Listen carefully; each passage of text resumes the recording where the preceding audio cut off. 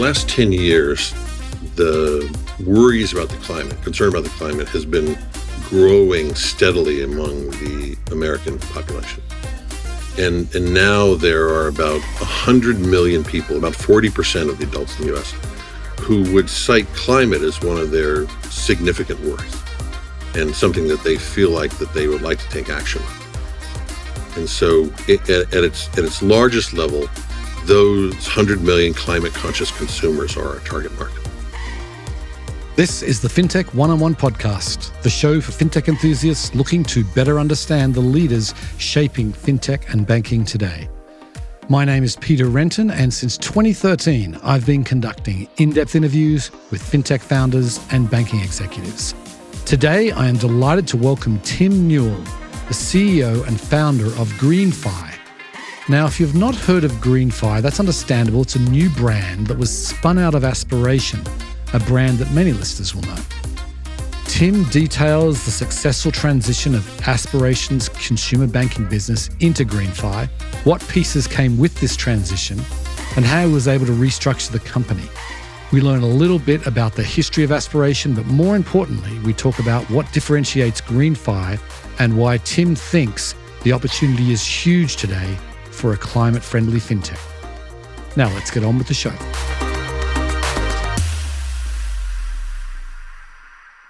Welcome to the podcast, Tim. Thank you very much, Peter. I'm very happy to be here. My pleasure. So let's get started by giving the listeners a little bit of background about yourself. I was checking out your LinkedIn. Man, you've got a varied background working at some really interesting companies. Why don't you give us some of the highlights of your career to date?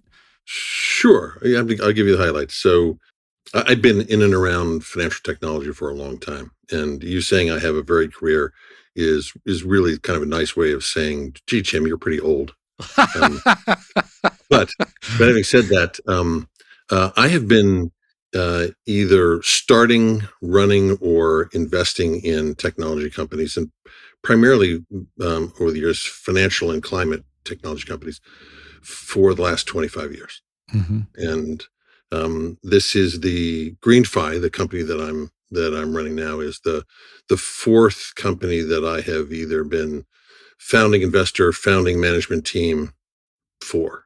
And I sold a company, Common Assets, to Solar City some years ago, and that was a company that allowed individual investors to participate in financing residential solar just at the time that residential solar was really taking off.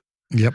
And I ran the financial products team at Solar City, helping to build the technology that would let consumers easily buy solar systems for their homes. Mm-hmm. And when Solar City was acquired by Tesla, I moved over to Tesla and I ran the financial products team for Tesla and did essentially the same thing, really focused on building the technology platforms that would allow customers to easily buy cars online, which is something that really hadn't happened that much before.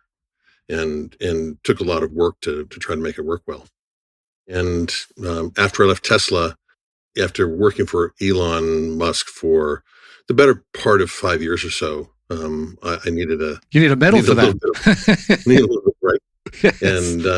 And I was advising some really interesting companies, working with them, and was asked to come in and take a look at Aspiration Partners. Mm-hmm. And I'd known the chairman at Aspiration for some time. He asked me to take a look at it, and it was an interesting time for Aspiration, because they had gotten their start as a company focused on banking for consumers, right. but trying to build a banking business that aligned with the values of the consumers. Mm-hmm.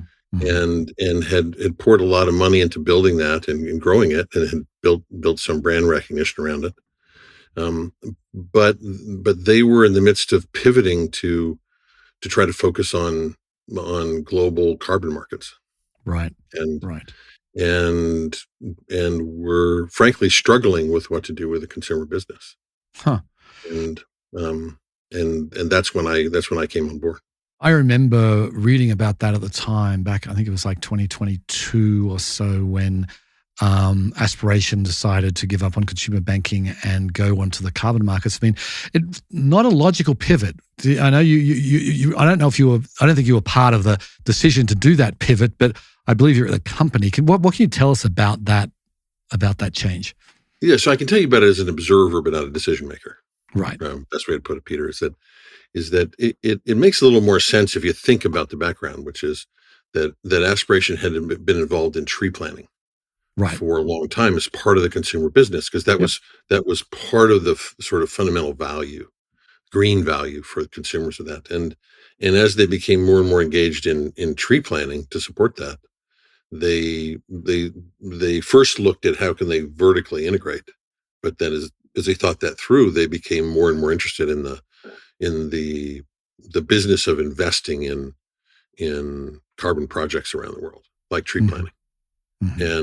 And that's a very different business. It's investing in assets, managing assets, and your customers for that are typically large global corporations, Right. and who are looking for offsets.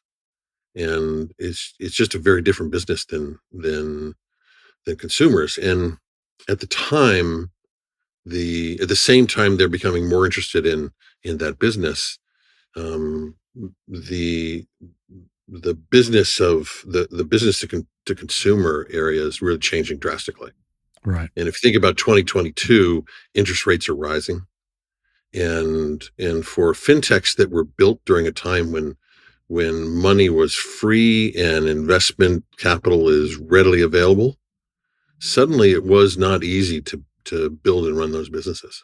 Mm-hmm. And you know better than anybody else the kind of destruction that went through the fintech industry as companies struggled to find a business model that worked when capital's not free. Right, for sure.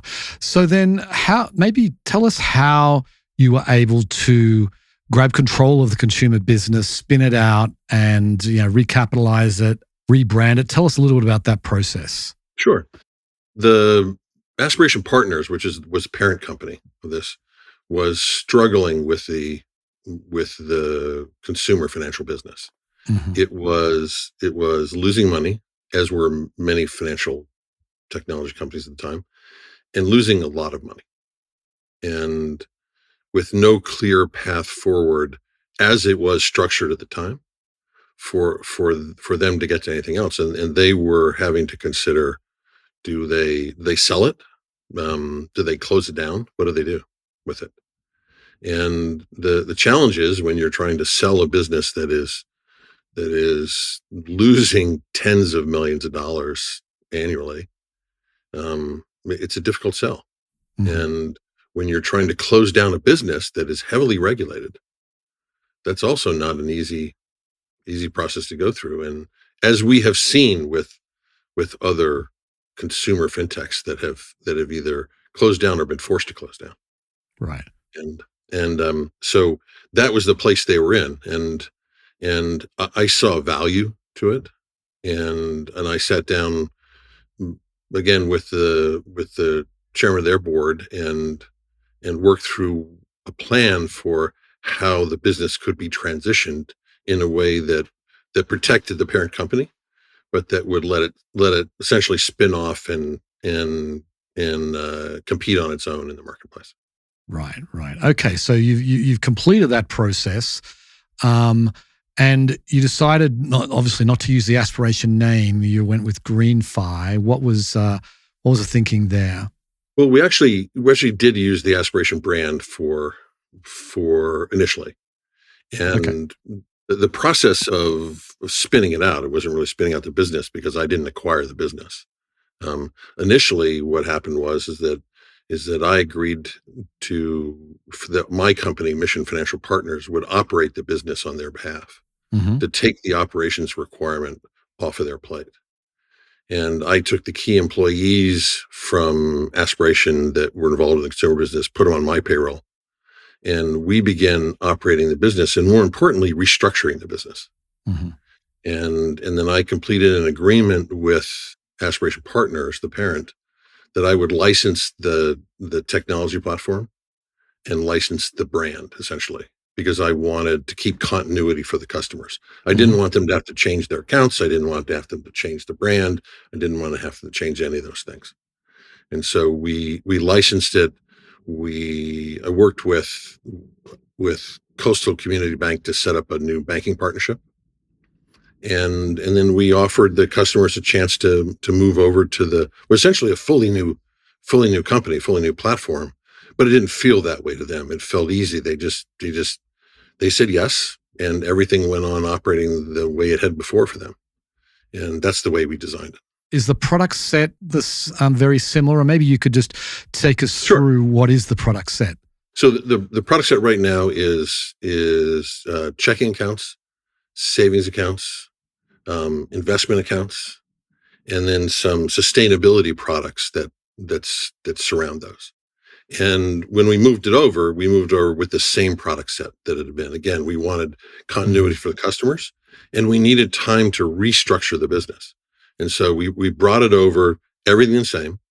When I say we brought it over, we offered the customers the chance to switch into the new business. But it looked exactly the same to them. And that was a risk we took rather than just doing a fully new startup. But I think it paid off. More than 98% of all of the deposits moved over. Wow. At the time that we changed it, which is that's amazing. Very high compared to most of these switches. Yeah, I would have thought 50. Very I thought 50 would have been a good result, but that's more than 98% moved over with us. Huh. But we're now in a period where we're going to introduce a series of new products. Those products being reformed products of the ones they have now, and then a series of new products. So soon we'll introduce a new checking and savings accounts that I think will provide better value to the customers and more green value to the customers. And then we'll follow on with credit cards, with more types of investment accounts. We're looking really hard at offering a crypto account, but one that enables customers to intrinsically, as part of their purchase of crypto, deal with the very real challenge of the carbon impact of crypto. Sure. Mm-hmm. And then we'll move into lending, and the typical path for trying to offer consumers a full suite of solutions to their financial needs. Right. Okay, so with the checking, savings account, the credit card that is coming, how are you making that green, or carbon friendly? What are the specific ways you're doing that? It's a great question, Peter. So there's a few fundamental ways. First, we guarantee for our customers that none of their deposits will support the fossil fuel industry. And let me tell you why that's important. Is because for your average consumer, the greatest impact they can have is not by putting solar on their home, though that's good, you should do it. It's not by driving an electric vehicle, though that is good and you should do it. The greatest impact you can have is with your money. Where you deposit it, how you invest it, how you spend it. And if your money is now deposited in one of the 10 largest banks in the US, which I would guess yours probably is, Peter, then up to 30% of your deposits are supporting the fossil fuel industry.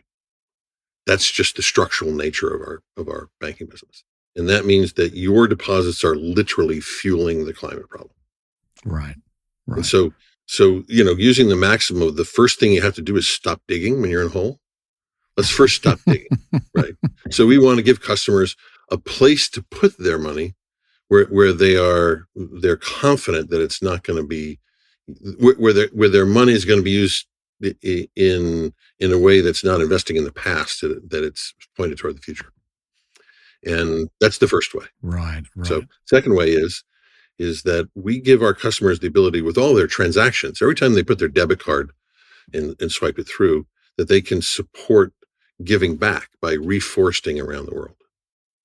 And right now, our customers, I think in the last year, I think they supported the planting of more than 4 million trees. And right now we're planting at the rate of about 2.5 football fields a day. of That's pretty trees. good. Our customers are supporting the planting of about two and a Hmm. half football fields a day, about one tree a little over every 7 seconds. So while we're talking today, just in the time that we're going to be talking today, our customers will support the planting of about 400 trees. Wow. And where are these trees being planted? A wide range of places: Africa, South America, U.S. Um, uh, Through a variety of our programs, both that program and through some of our other donor programs, we're supporting, for instance, programs in the Sierras in California to help rebuild after the fires that were out there. Hmm. And part of the way we do that is we have a roundup program called Plant Your Change, where customers, every time you swipe your debit card, the portion of change that's left over that you want to round up to the nearest dollar, that small portion goes to support tree planting, and Hmm. it's very popular among our customers.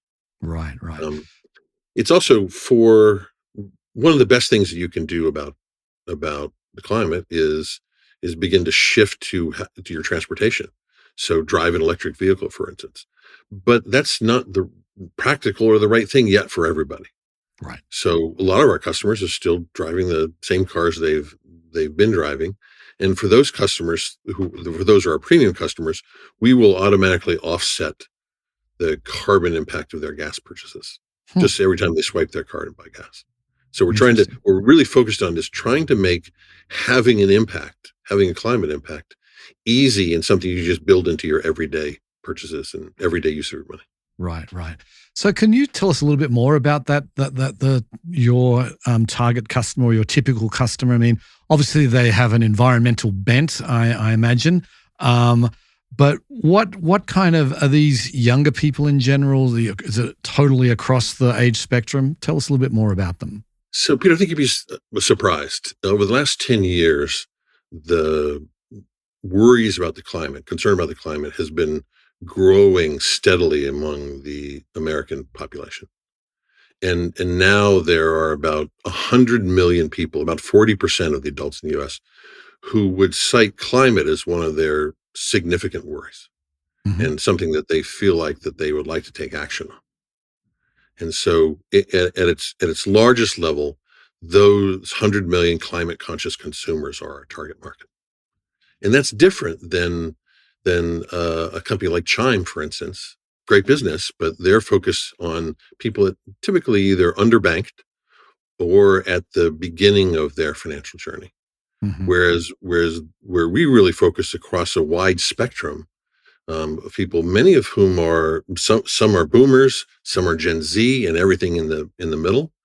And what is in common between them is their concern for the climate and for finding a way in their own lives to take action on it. Right. It crosses urban versus rural. It crosses population. It crosses ethnicities. It crosses gender. Skews a little bit more toward women. Um, it includes both young people just starting out, and it includes people who are very well established financially. Right. It tends to be a higher deposit level than your average customer, and and especially among the core group that we're starting with, that we're really focused on, they tend to have more financial accounts and more financial transactions. Right. Um, Pretty digital, this group typically is, and so it's a great target market for us to start with. But Mhm. in that sense, our focus is different than you'd see many of the other neobanks focus on, in that we cut across lots of different groups. Right. It's an attractive group. It's large. It tends to be more affluent um, Right. than many others. Yeah, it doesn't cut across political parties, though, I would imagine, for the most part. And that my next question is, I mean, it's hard to kind of talk about this sort of thing these days with what's going on in Washington. And I'm just wondering, there's a very strong anti-ESG movement at the federal government right now. How is that impacting you guys? Well, there seems to be a very strong anti-lot of things at the federal government right now. Right. It's very much the case is that there's been a very hard, sharp swing in the engagement of our federal government on the climate. And I spent a lot of years in Washington Mhm. before I was released on good behavior from the government. I both worked on Capitol Hill. I worked for a great congressman out of California, out of Silicon Valley here, Norman, and then I spent 5 years on the White House staff, focused on technology and its impacts across the country. Under President And Clinton, right? Was it? President Clinton, Yeah. and working for President Clinton and Vice President Gore, and so I definitely did my time really focused on what's happening in Washington. Our business, I would say our business really isn't affected by that, but that's not true. It's ironic, but our business is really being helped by it right now. And the reason why is because anybody who's concerned about the climate, who's concerned about the environment, their concern is only going up right now. Right. And for very valid reasons. And they look at what's going on in Washington, and they know that they can't depend upon what's going on in Washington to solve what they feel is a real problem, which is the climate. And so as they look for ways to have an impact themselves, that's where we come in, which is we can help people have a real impact themselves that is easy, that fits into their life, and that lets them turn to their own life and make an impact when they don't feel like that can be done in Washington right now. Right. That's interesting. Very interesting. Okay. You mentioned at the start of the show here that you were like the Aspiration struggled very much to make a profit. It's running a neobank is not an easy thing to do to generate profits.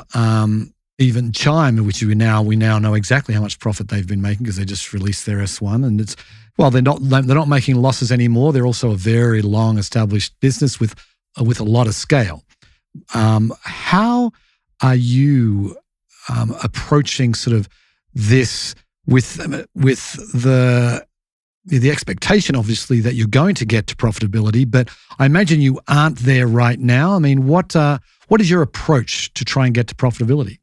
So we all have seen the Chime S1 and seen what's in it, and great business. I look forward to growing up to be them someday.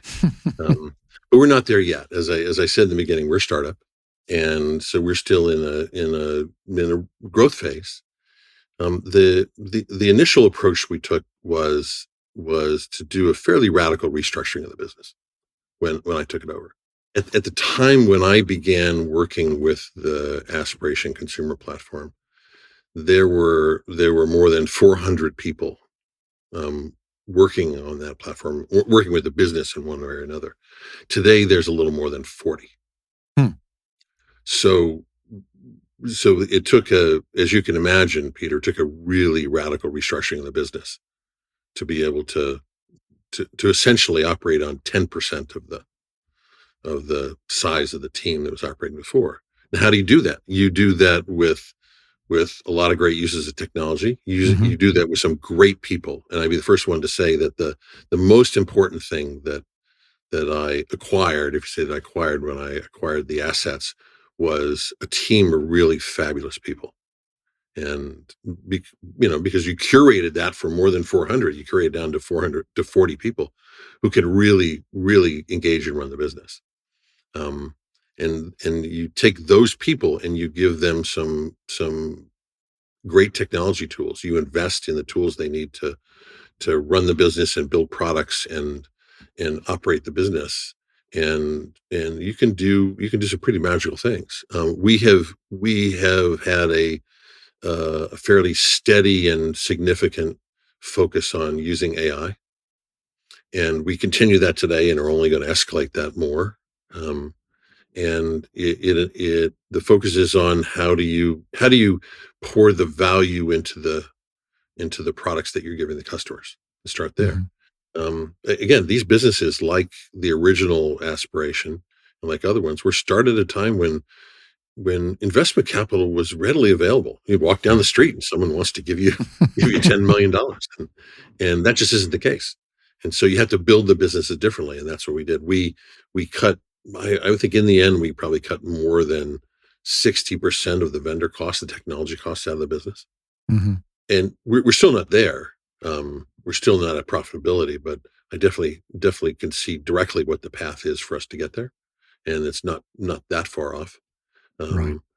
Um, the challenge is that running a bank, and we're not a bank, we're a technology company. We partner with Coastal Community Bank, Hmm. as you know. But running that takes a certain basic infrastructure. You have to do it's a technology platform. You have to do operations. You have to have compliance. You have to have marketing. You have to have all those kind of things. And so you have to have those in place, whether you have one customer or 1 million customers. Right. And so you put it in place, and then you got to grow to a certain place. The trick is being able to grow without having to add to that fundamental infrastructure. And I think we're at that place. I think we're at Hmm. the place where we have in sight how far we need to grow to get to profitability, and what the strategy is for getting there. Right. Right. So, how do you think about measuring your own carbon footprint? I mean, you talked about AI, really big power needs to run those AI models. Obviously, just running a technology platform has pretty significant resource needs. How are you kind of approaching that? Because every company has a carbon footprint, and if you're using AI models and different and data centers, and that you do have, it's not insignificant. So how are you kind of offsetting all of that? It's not insignificant. So we worked with a third party organization to come in and work with us to take a look at our operations with us. And we're certified, or I think we're just at the point of checking the box, being certified carbon neutral. Hmm. And that took a lot of work across the business. And it includes in the areas where we can't quite get there, investing in offsets to be able to make sure that we come in as carbon neutral, and our commitment is to stay there. Right. Um, but it adds a whole nother layer of work that you have to do. At work and And cost. I you mean, have to like, think about the choices yeah. you make in terms of what is its carbon impact, not only its financial impact, its impact on customers, and its carbon impact. Right. Right. And it does make it, and like other your competitors that are not doing that have lower, potentially lower costs because of that. They do have lower costs. I think in the long run, um, it is good work to do. It forces you to really look at your Sure. operations and really understand your operations, and in the long run, it makes a difference for your business. And Right. so I'm lucky that I have some great people working this area. Um, Chad Hunter, who heads up product and sustainability for us, is a phenomenal guy out of MIT and the National Renewable Energy Laboratory, and then built his own company. Um, Heads up that space for us and does a phenomenal job. Okay, so let's talk about the seed round that you announced last month. I'm not sure when it closed, but we all heard about it. That's what prompted, obviously, this interview. And you're an interesting company because you in some ways you're a total startup. In other ways, you've got a lot of experience and institutional experience and knowledge behind you. But tell us a little bit about how that fundraising round went. The fundraising round was a little over $17 million, and we viewed it as a seed round because we're establishing a new business, and we're just getting it up and going, and getting the right products in place. A significant chunk of that went to covering the debt that we incurred in spinning the assets Sure. out of Aspiration Partners. Mhm. And so I had used venture debt to do the spin out of those assets. And so a chunk of that round was the conversion of that debt into equity for the company. Gotcha. And then we added some equity on top of that, some additional equity on top of that for operations. And so we closed at about 17. We have some interest in by investors in extending that somewhat, and so we're in discussions right now about whether we're gonna extend that round additionally. And so I would expect to see us extending it somewhat, 5-6 more million dollars, Right. and then close it off and move ahead. And the what we're really doing with that capital is two things. One is that we're doing the development work for the suite of products that we want to roll out. and so that we can get those in the market and rolled out. And we are doing a lot of market testing, and marketing testing. And what is the messages that you need to use? How do you reach people? What are the channels? And so right now we have hundreds of different tests out in the marketplace, and all at a low level, all really testing how do you get the customer acquisition costs to where they're supported by the business, supported by the revenue flows that come from the business. And when we finish those two things, one is building the new suite of products that we want and doing the market testing that we wanted to do, then you'll see us next year probably come back into the market for an additional larger round that we use to then scale up the business and really begin scaling it. So what are the revenue drivers right now? I imagine is it primarily interchange? I mean, and it sounds like you're going to be adding new revenue streams in the near future, but tell us a little bit about that. So our revenue streams are pretty diverse right now. So our largest revenue stream is net interest margin, just off our deposits. And so second largest revenue stream of that is interchange. But we also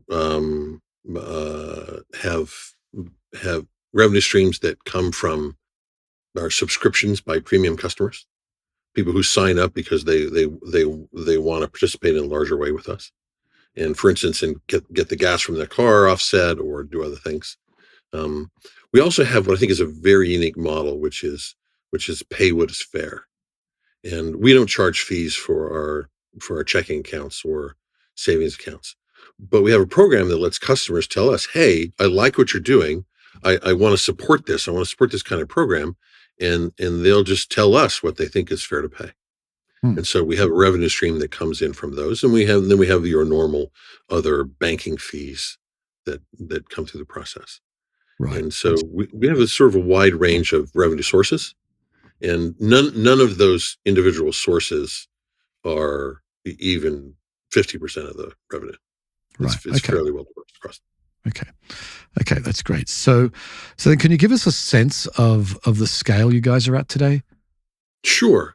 We're startup. We're an early startup. We have around 150,000 customers. Okay. And between our deposits and our investment business, we have around 300 million in deposits and assets under management. Okay. So it puts us definitely early in the space, but it's a real operating business. And we're running nearly 5 million transactions a month through our system, and so we have the operations to support it and scale significantly more above that. Right. Okay. So then, last question. As you're looking at the product roadmap and beyond, I'd love to get a sense of what's your vision. Is this going to be like the green chime? Is that sort of what you're thinking here, or where are you taking this? My vision is that someday Chime will want to be the regular version of GreenFi. So two ways to look at this. One is that our intention is to build the leading consumer brand for climate conscious consumers, consumer financial brand for climate conscious consumers. Think of it as Patagonia, but for your bank account. And that means solving the problems for customers so that they can do well financially and do good at the same time. So that means a checking account that works for them with no fees. It means a high interest savings account that pays you, 3.5%, so that you're staying ahead of inflation with your savings. It means getting a credit card that will not only help you plant trees, but that can give you cash back and even higher cash back if you're buying products that are sustainable. It means supporting things like crypto and purchases of crypto assets, but in a way that takes into account the carbon impact of those purchases. It means offering lending that takes into account or that is designed to focus on the kind of lending that these customers want. Lending for EVs, green home mortgages, lending for upgrading your home to be more energy efficient.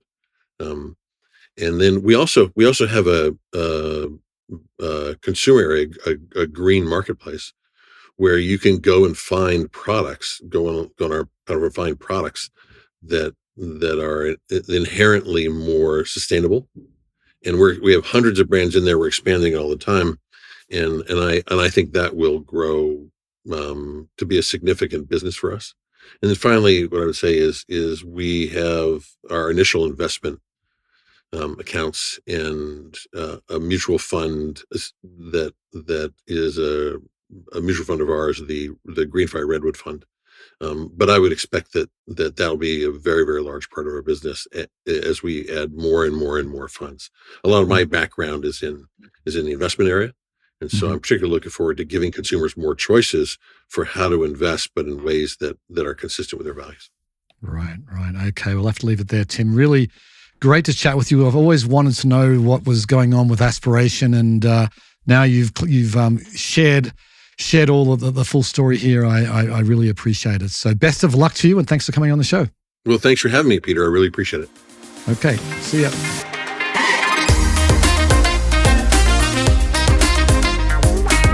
In some ways, GreenFi has it a little easier than many other fintechs.